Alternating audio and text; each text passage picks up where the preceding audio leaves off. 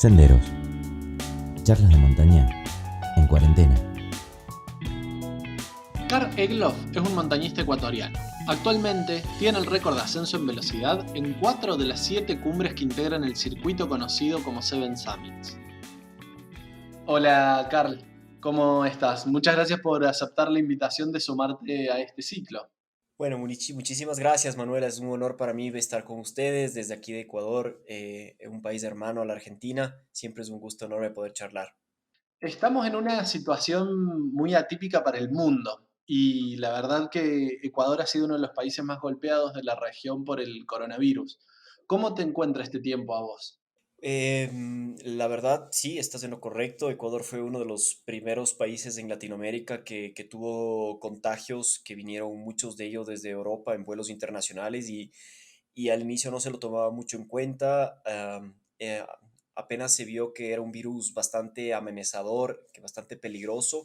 Ecuador tomó las riendas y enseguida puso en cuarentena total al país, a tal punto que estamos ahora viviendo la sexta semana de prácticamente es un toque de queda. Tenemos permitido, al menos nosotros que vivimos en la capital, tenemos permitido salir una vez a la semana a comprar alimentos y el resto de la semana no tienes ni cómo salir de casa, te multan si usas el vehículo, todo se basa al último dígito del vehículo y de tu DNI, como le dicen ustedes, con tu número de cédula. Y uno se va acostumbrando, ¿no? Uno se empieza a acostumbrar a la vida en casa.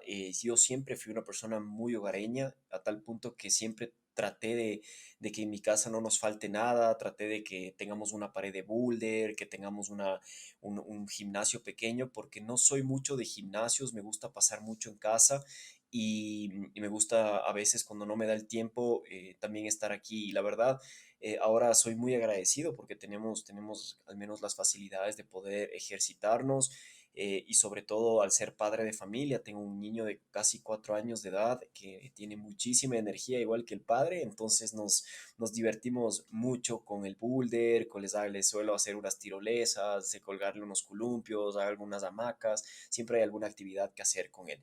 En cuanto al laburo, obviamente es algo que nos deja muy asustados. ¿Qué va a pasar? Yo me dedico al turismo, me dedico a las expediciones, me dedico a vender programas en Ecuador y fuera del Ecuador. Entonces, eso sí es algo que nos tiene bastante preocupados, pero creo que si es que en algo nos destaca a los latinoamericanos es en pensar positivo y en sobrevivir crisis. Nosotros creo que los latinoamericanos hemos estado con tantos presidentes corruptos, con tanta política, con tanta bronca que hemos tenido siempre, creo que estamos un poco acostumbrados a sobrevivir crisis.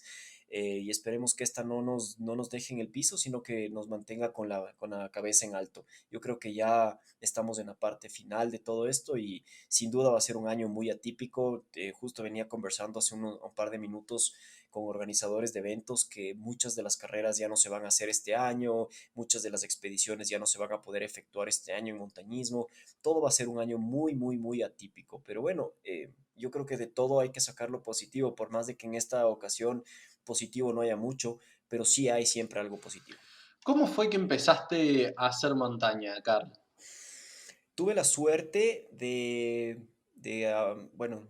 haberme iniciado junto a mi padre. Mi padre toda la vida fue un apasionado de la montaña. Mi padre en aquel entonces, en los 80, en los 90, él guiaba de manera amistosa, sin certificación, sin nada. En esas épocas era bastante a lo hippie como se iba uno a la montaña. Y mi papá me llevaba desde muy temprana edad. Incluso no te sabría responder la pregunta si me dices cuál fue mi primer recuerdo en montaña, porque mis primeros recuerdos de montaña los veo en el álbum de fotos de él cuando tenía 2, 3 años, en la mochila de él, subiendo, caminando y atravesando glaciares. Pero me acuerdo que fue de muy temprana edad, 5 o 6 años, que ya acompañaba a mi padre a hacer montaña. Y cuando ya me entró ese bichito que decimos aquí en Ecuador, esas ganas de ir más alto y hacer cosas más grandes, Mi padre me dijo, esperemos un poco, eres todavía un poco muy joven como para entrar a los 5.000 fuertes o a los 6.000 fuertes porque podrías tener un problema si es que entramos muy jóvenes ahí. Y me hizo esperar hasta que cumplí 15 años. Y a los 15 años empezó todo esto de empezar a guiar, empezar a ayudar a otras personas también a coronar el Cotopaxi, el Chimborazo, las montañas que nosotros acá en el Ecuador son las más emblemáticas. ¿Y tu formación como guía también la fuiste haciendo de la mano de él en ese tiempo?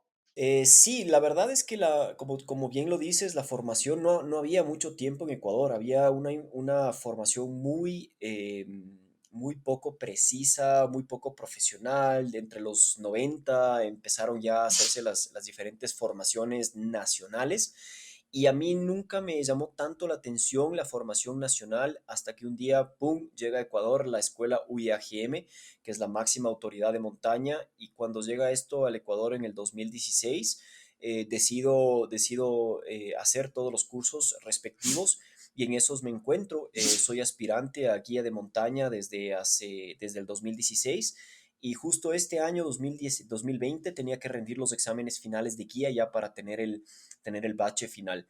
Así que si todo sale bien, los podremos hacer estos cursos para fin de año. Por todo esto del coronavirus se ha movido para fin de año o incluso para el siguiente año para ya poder terminar mi formación internacional de guía de alta montaña internacional, que eso es lo que justamente me va a abrir muchas puertas para finalizar con mis proyectos. Has sido representante de Ecuador en competencias de ciclismo. ¿Cómo fue el proceso de pasar de esta competencia a dedicarte al montañismo en velocidad? Es una muy buena pregunta. La verdad es que incluso haber saltado al ciclismo fue pura coincidencia de la vida. Te cuento rápidamente, yo toda la vida fui un amante de los deportes, de todos los deportes. Incluso me acuerdo que de niño veía la NBA en las noches, me trasnochaba hasta las 2 de la mañana viendo básquet, o si iba a ver una pelea de box en la televisión, me la quedaba viendo sin que mis padres se enteraran. Siempre en mi cuerpo había mucha pasión por el deporte. Fui muy futbolero. Bueno, tú sabes mejor que nadie como argentino que el fútbol no es un deporte, es una religión en nuestro continente y en Ecuador no era diferente. Me sabía escapar de las clases para ir a ver a la selección jugar fútbol. Empecé a incursionar muy joven en los equipos de fútbol y fue así como yo traté de profesionalizarme en el fútbol, incluso a los 26 años de edad, jugué en primera categoría.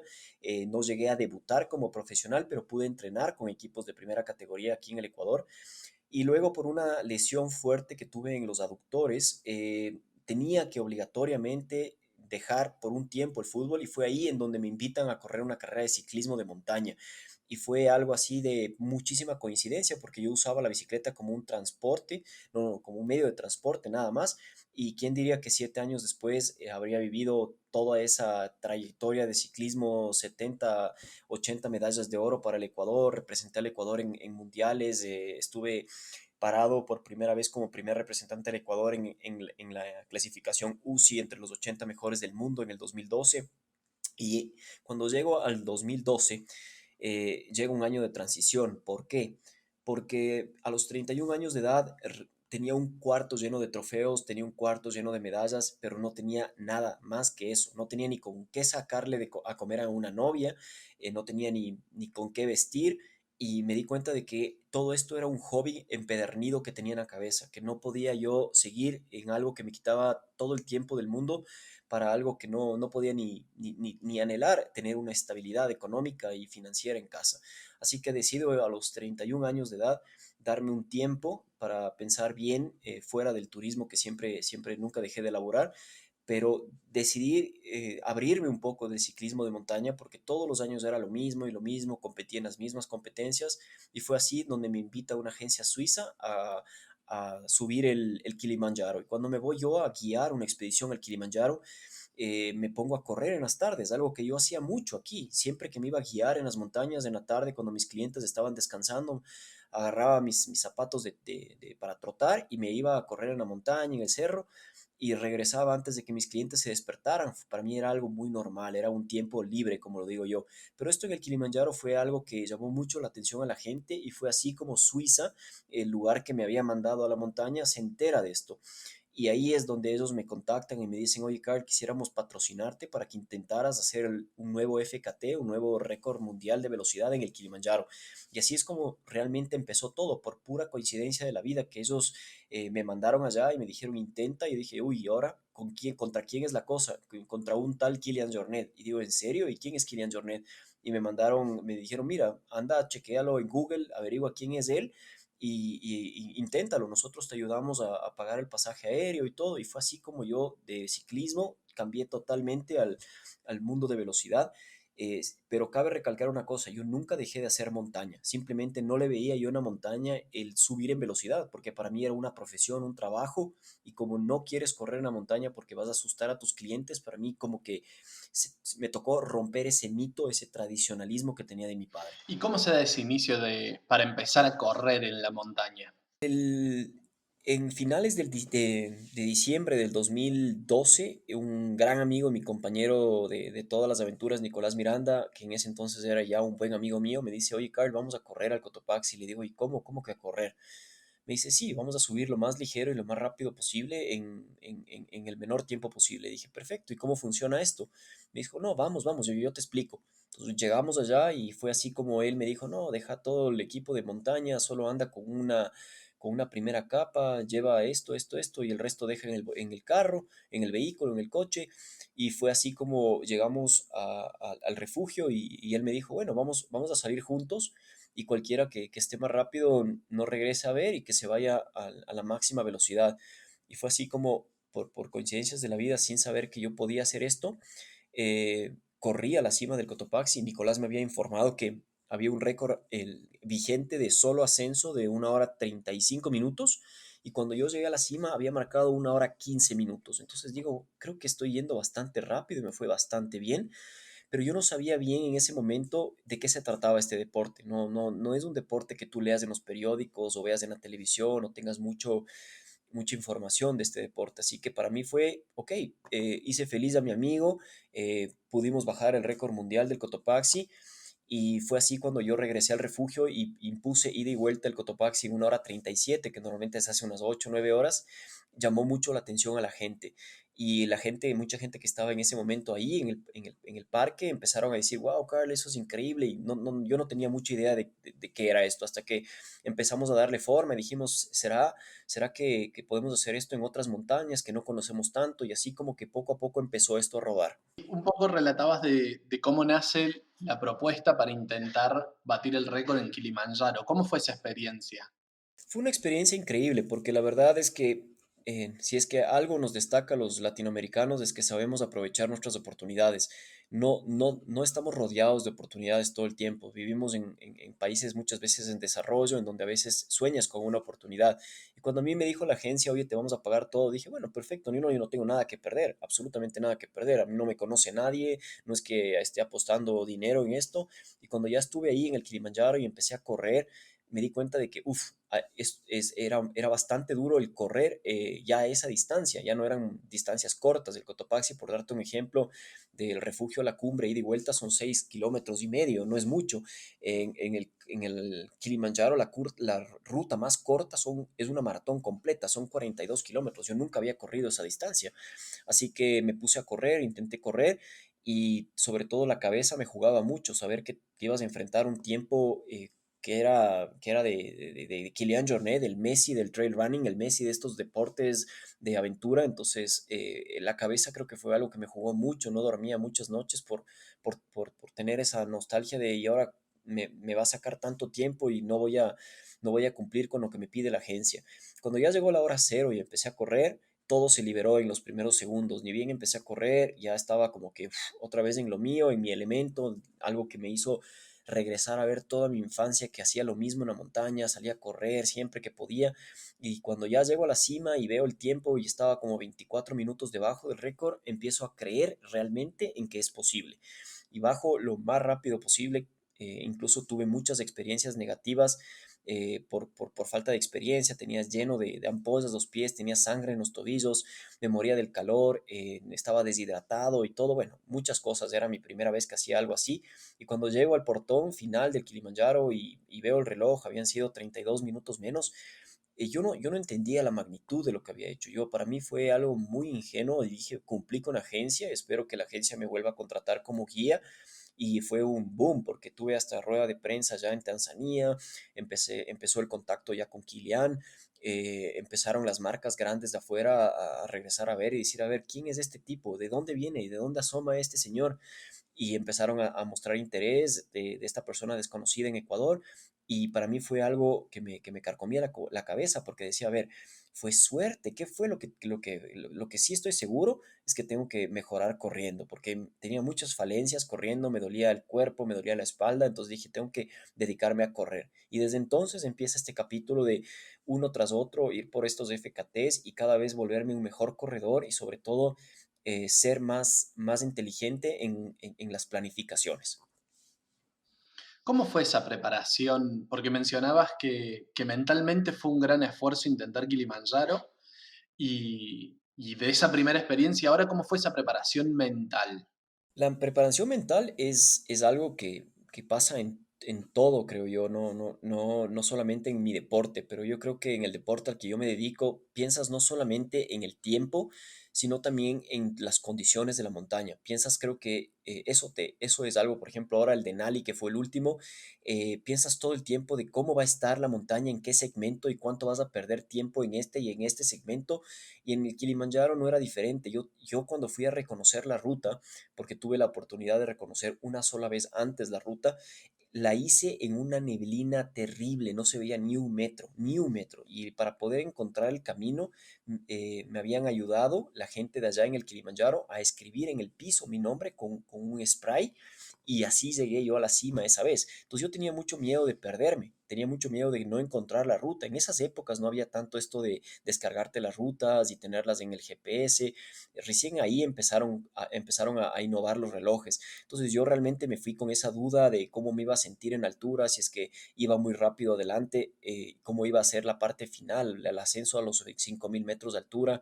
Entonces había muchas cosas que me carcomían la cabeza. Y te vas a reír si te digo que todos somos débiles en la cabeza hasta un cierto punto. Yo, por ejemplo, las 2 noches antes de intentar el récord no pude dormir y no podía ni siquiera ver televisión porque me ponía nervioso, así que me ponía a ver dibujos animados, veía Toy Story porque decía algo tiene que haber que me tranquilice un poco y como te decía, los nervios fueron a tal punto tan grandes que cuando llegué al lugar de los hechos y ya empecé a correr, se liberaron y de pronto ahí es donde empezó a salir esa fuerza de, a ver, ya, ahora ya estamos aquí, finalmente llegó la hora cero y no sé, tal vez se sienta así un boxeador, tal vez se sienta así una persona que entra a un ring de un UFC que has entrenado tanto tiempo y oyes al público y de pronto entras al cuadrilátero y de pronto, boom, como que se te desaparece y de pronto empiezas a disfrutar.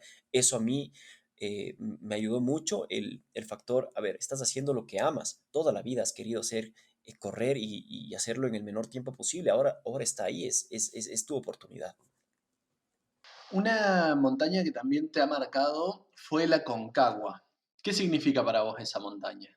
Bueno, yo creo que la Concagua me ha marcado no solamente como una montaña más, yo creo que la Concagua es la montaña en mi proyecto. ¿Por qué? Porque la Concagua fue desde un inicio, antes que iniciara con este proyecto, la montaña que me hizo creer en mis posibilidades, porque yo siempre que iba a guiar en el Aconcagua, iba a liderar mis grupos en el Aconcagua, sentía de que llegar a los 7.000 metros no me hacía tanto daño como tanto se leía, que te llegas a un lugar peligrosísimo por altura. Entonces, a mí me hizo creer en el proyecto las veces que había estado ahí. Y por eso cuando yo pude ir al Kilimanjaro por primera vez y se habló de una segunda montaña, se habló de un proyecto, para mí ni parpadeé los ojos y dije, es de la Concagua.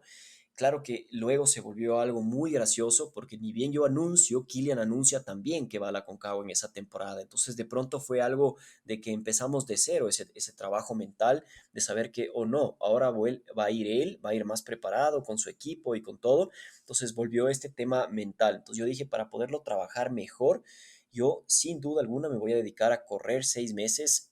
Dejo colgadas las bicicletas. Por primera vez en 10 años dejaba colgadas las bicicletas y me dediqué a correr, a competir. Y el Aconcagua me significa muchísimo. He tenido la suerte de escalar el Aconcagua 11 veces a la cima. He estado 10 temporadas en el Aconcagua. Tuve la suerte el año pasado incluso de escalarla por todas las rutas vigentes, por Polacos, por la pared sur y por la normal. Tengo la suerte de haber subido en velocidad, conozco todos los valles, es algo que siento que conozco mejor que muchas montañas de mi propio país. Y algo que me llevo de la Concagua, y eso no es porque tú seas argentino o porque tu audiencia sea argentina, sino porque realmente son gente maravillosa. O sea, en cualquier lugar en la Concagua la gente se acerca y me dice, Carl, che, podemos hacernos una foto. Claro, es una energía muy linda, que me muestran toda la gente, desde los porteadores, desde la gente de la agencia. Estoy en los campamentos de altura y siempre viene un abrazo, siempre viene, ve, che, tomate un mate. Es algo muy chévere, y una energía tan linda que, como te decía antes de empezar la entrevista, no me podría imaginar incluso vivir en Argentina algún rato, porque es una sociedad, muy bonita, sobre todo con la que yo he tenido contacto, que es la de montaña.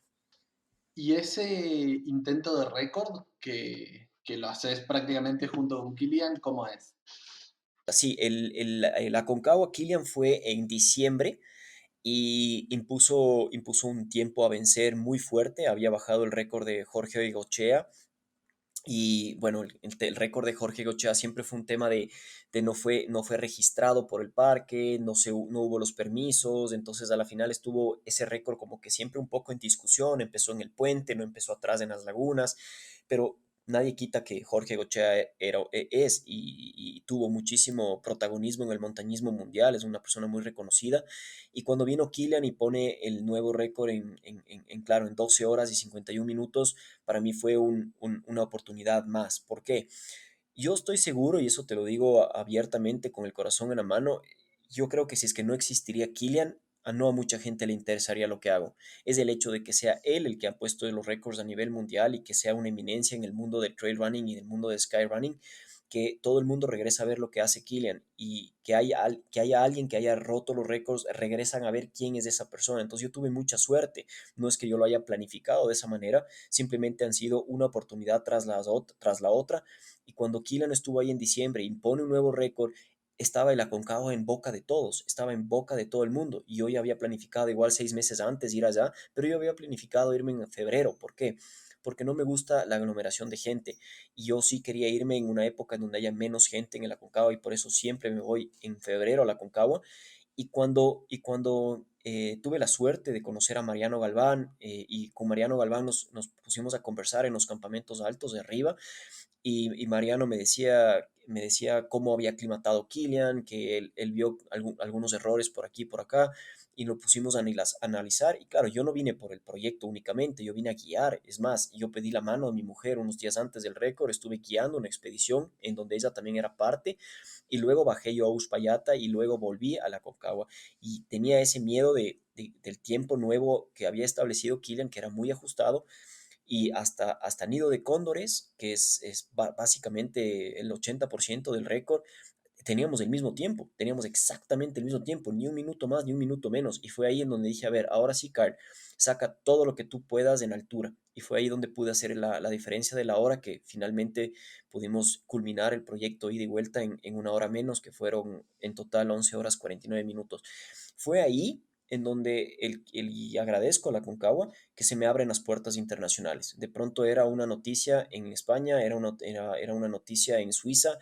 Mamut me contactó en aquel entonces, me dijo, Carl, queremos invitarte a Suiza, queremos hablar, quisiéramos que seas parte del Pro Team.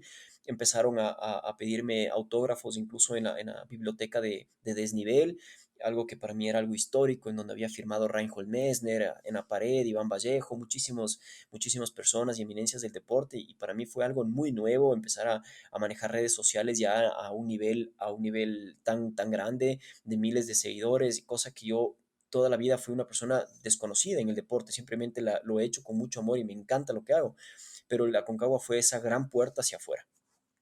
Después de estos récords, ¿cómo es que continúa el proyecto? Mencionaste Denali hace un ratito como el último, pero en realidad, ¿cómo continúa?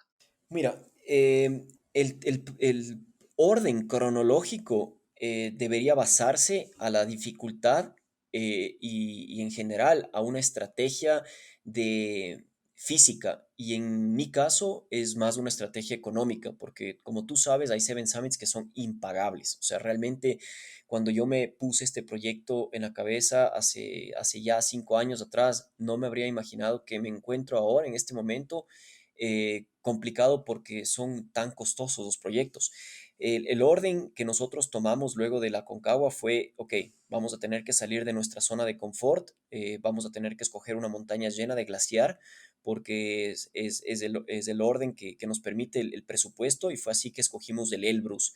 Y cuando escogí el Elbrus me puse a investigar mucho porque no había estado allá, no había estado nunca en Rusia y me puse a investigar cómo funciona, de dónde han sido hechos, todo buscando por Google y ahí es donde doy con una carrera que se llama Elbrus Sky Race. Y cuando veo que esta carrera sale del pueblo donde se han hecho los récords y llega a la cima por la ruta comercial y que por ahí se han hecho siempre los récords de velocidad, es donde yo me inscribo a esta carrera. Esto fue en el 2016. Y cuando llego a Rusia en el 2016, empiezo a darme cuenta con qué tan fuertes son los europeos. Es una carrera que se invitan atletas de todo el mundo. Son gente que sabe bastonear, caminar con bastones muy bien, gente que es muy adaptada al frío. Les veías a los rusos correr en camiseta con 20 grados bajo cero. Entonces decías, ok, perfecto. Casi todos tenían indumentaria de zapatos específicos para poder correr en nieve, cosa que no se veía aquí en Sudamérica, nada, eso era muy, muy raro. Y en el 2016 pude ganar la carrera, pero no pudimos hacer un récord porque había demasiada nieve, había nieve hasta las rodillas, pero tuve la suerte en esa carrera, en el Elbrus Race, de vencerle al que tenía el récord del Elbrus. Entonces eso me dio mucha autoestima, sabiendo de que ya lo pude vencer a él en carrera, ahora solo tenía que vencer el tiempo de él el año que entraba. Entonces decidí darme un año entero, todo el 2016, en aprender a bastonear, en ser un mejor atleta bastoneando, porque no lo había hecho antes. Y llego al Ecuador, empiezo a entrenar muy fuerte, me fui a hacer el Huascarán, hicimos el Huascarán, la montaña más alta del Perú, hicimos en velocidad, hice algunas montañas aquí en el Ecuador en velocidad, y luego llego al Elbrus nuevamente y pusimos en el 2017, siempre hablo en plural porque somos un equipo, gente que me ayuda también en la montaña, pero correr lo hago yo solo.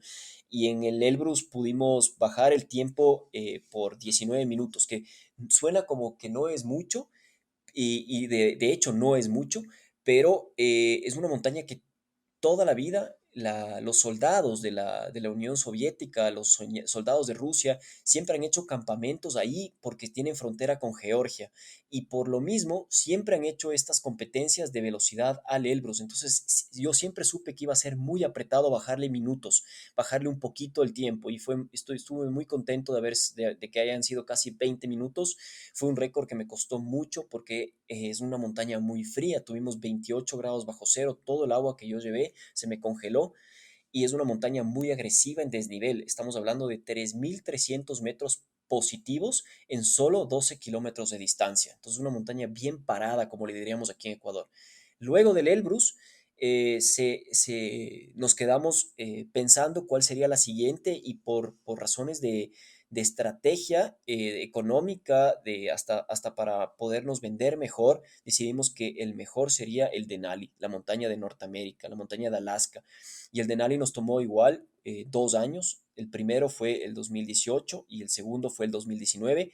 Y el 2018 fue de la misma manera ir, conocer, darnos cuenta cómo era la montaña. Y en el 2019 no podría haber sido más feliz de que las cosas salieron perfectas y pudimos bajar el tiempo, incluso el mejor tiempo marcado en esquís, pudimos hacerlo sin esquís. Entonces el Denali fue sin duda, creo yo, que el hito deportivo más importante que he hecho en mi vida. Eso me abrió mucho las puertas con Estados Unidos. Tengo muchos acercamientos ahora con Estados Unidos, entonces esperamos que por ahí se abran también las puertas para poder financiar los últimos tres que faltan. Y cuando las cosas no salen como se planean, ¿cómo se continúa ahí? Bueno, yo creo que esa es una excelente pregunta con lo que estamos viviendo ahora, ¿no? A veces tú tienes un presupuesto, tienes una preparación, tienes una planificación y no se puede cumplir y te pones muy nervioso porque dices, y ahora volver a alzar este presupuesto, tener otra vez un tiempo para encontrar mi forma física y sobre todo estar en las óptimas condiciones para poder viajar, se vuelve un problema, ¿no? Y yo creo que hay que hay que pensar siempre día a día, pensar de que todo pasa por algo. Y sí, ahora en la situación que estamos viviendo ahora, creo que no hay que pensar en por qué, sino que todo pasa por algo, todo es alguna razón que no entenderemos ahora, entenderemos después. Tal vez le estábamos haciendo demasiado daño al planeta, no sé. Y en la montaña a veces es así, me ha pasado. Te cuento una historia en que estuvimos en la pared sur de la Concagua en el 2018, parado en la base de la montaña y había nevado los días anteriores. Y cuando nosotros decidimos que el siguiente día íbamos a salir a las 5 de la mañana, nos quedamos viendo la pared y nos quedamos viendo un buen rato la pared y nos dimos cuenta de que no estaba perfecta la pared. Y nos pusimos a hablar y dijimos, sí, pero es que hemos metido dinero, la prensa de afuera está presionando, están diciendo a qué hora salimos, si es que no salimos vamos a quedar como que fracasados, ni siquiera salieron, no tenían las agallas para hacerlo y decidimos no salir, olvidarnos del mundo y simplemente tomar una decisión con la mano en el corazón de no salir. ¿Y qué pasó? El día después se fue una avalancha justo a la hora donde nosotros teníamos que pasar, en donde cayó la avalancha. Entonces habríamos muerto. Y fue ahí en donde te pones a abrir los ojos y dices, ¿eso fue pura suerte o es que hicimos caso al destino o entendimos de que las cosas no hay que forzarlas? Y lo mismo estamos viviendo ahora, ¿no? No forzar la situación, esperar, que es lo que nos piden, quedarnos en casa, tener paciencia, en que las cosas vayan a fluir. Nos preocupa todo, nos preocupa la plata, nos preocupan los proyectos, nos preocupan en general muchas cosas. Y lo mismo nos pasa en la montaña. Yo creo que hay que pensar positivo y pensar en que siempre nos puede ir peor. Siempre podemos estar en una peor situación. Imagínate estar en una guerra, que nos estén bombardeando, o no tener alimentos, o estar enfermos y no tener suministros, muchas otras cosas. Entonces yo creo que la montaña sí nos ha ayudado a tener una visibilidad distinta a la problemática. Esperamos que esta situación de aislamiento termine pronto y de la mejor manera para todos. ¿Cuáles son los proyectos que tenés para cuando eso suceda? Bueno, yo te soy sincero, Manuel, yo lo que más quiero es finalizar con el proyecto de los Seven Summits. Quiero convertirme en el primer ser humano en lograr los Seven Summits en récord mundial cada uno y no lo hago por mí, lo hago por todo un continente, lo hago porque realmente es duro, es difícil, es algo que al inicio no me imaginé que iba a ser tan complejo, sobre todo a veces hasta burocráticamente, pero ya vemos la luz al final del túnel, así que estoy muy, muy concentrado en poder alzar los presupuestos para poder viajar este mismo año al Carstens Pyramid, que es la montaña más alta del continente de Oceanía, y que es en Indonesia, es una montaña muy compleja, sobre todo porque es una montaña que tiene 2 o 3 días sin lluvia al año, es una montaña que tiene una accesibilidad muy difícil, llegas en helicóptero, y todo es complejo, pero esperamos que podamos viajar y luego, si todo sale bien, estaría el siguiente año empezando muy temprano el año, en enero, en el Vinson, o si es que se puede este mismo año, en diciembre, en el Vinson, que es una montaña, para mi punto de vista, excesivamente cara. Este año ya queríamos estar ahí, no pudimos hacer el presupuesto, entonces esperemos que el siguiente año se logre hacer esto. Y es un hecho que en el 2021, si la salud me acompaña, estaremos empezando con los 8000. Quiero hacer algunos, 2, 3, 8000 antes de lanzarnos por el último y por la madre del proyecto que es el Everest. Muchas gracias, Carl. La verdad que es un placer poder escucharte y conocer tu historia. Gracias por aceptar la invitación y participar de este ciclo. No, muchísimas gracias a ti, Manuel. De verdad es un honor y podemos charlar cuando quieran. Para mí siempre es un gusto y nuevamente muchas gracias por la oportunidad y que salgamos todos con bien de esta situación. Esto fue Senderos. Hasta la próxima charla.